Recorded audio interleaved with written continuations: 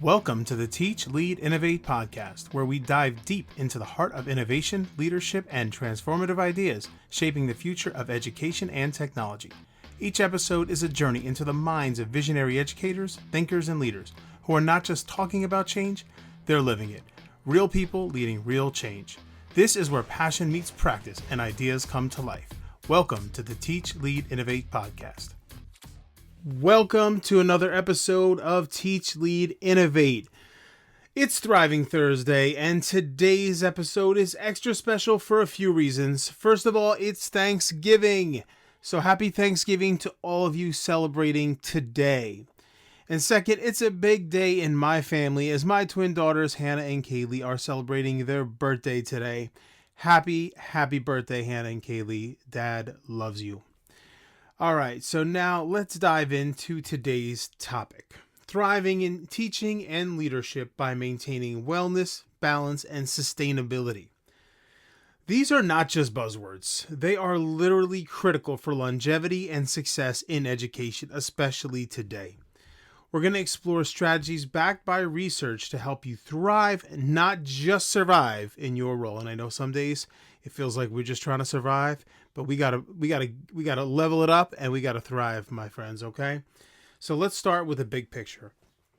Educators and leaders often work in high stress environments, and neglecting well-being can lead to burnout. We all know this. According to Briner and Dewberry, organizations that prioritize well-being see improved resilience, productivity, and job satisfaction among their teams. Now, one actionable tip from their research: build opportunities for autonomy and flexibility into your day-to-day schedule. Whether it's setting aside non-negotiable planning time or finding moments to reflect, small changes can lead to big improvements in overall wellness. And mindfulness is another powerful tool for educators and leaders. Hwang, Bartlett, Grebin, and Hand found that mindfulness practices such as focused breathing or mindful meditation can significantly reduce stress in teachers and improve their emotional regulation. So here's a simple strategy you can try, right? Let's break it down to a practical strategy. Take 5 minutes at the start or end of your day to focus on your breathing. I know that sounds like, sounds oversimplistic maybe, right? But it's really works. Use an app like Headspace or Calm to guide your practice. If you're like me, you have no idea how, you may not know how to do this.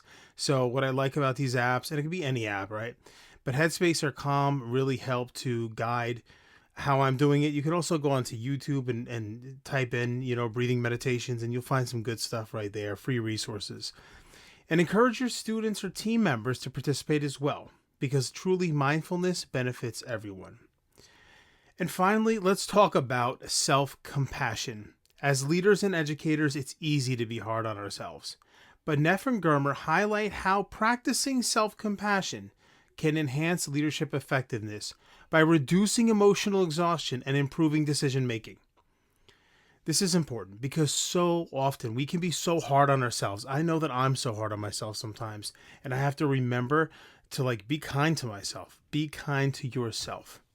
All right, so another quick exercise to try when faced with a challenge. Take a moment and ask yourself, what would I say to a colleague in this situation? What would I say to somebody else if this was going on for them?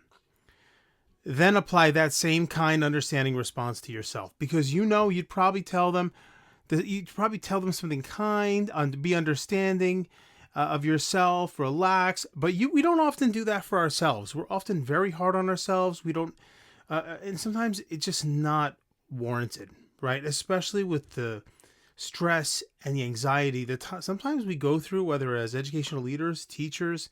If you're in education at all, you know exactly what I'm talking about. So this small shift can help you approach challenges with more clarity and resilience. So as we celebrate Thanksgiving today, I encourage you to take a moment to reflect on what you are grateful for, whether it's your family, your team, or simply the opportunity to make a difference every single day in education. I know that I am personally grateful for you, my listeners, for joining me each week on this journey. I'm grateful for all the amazing people that I get to work with every single day. I'm grateful for my family, my friends, And of course, a special shout out again to my amazing daughters, Hannah and Kaylee. Happy birthday, girls. Thank you, everybody, for tuning in to another episode of Teach, Lead, Innovate. Until tomorrow, stay inspired, stay positive, and have the best day ever.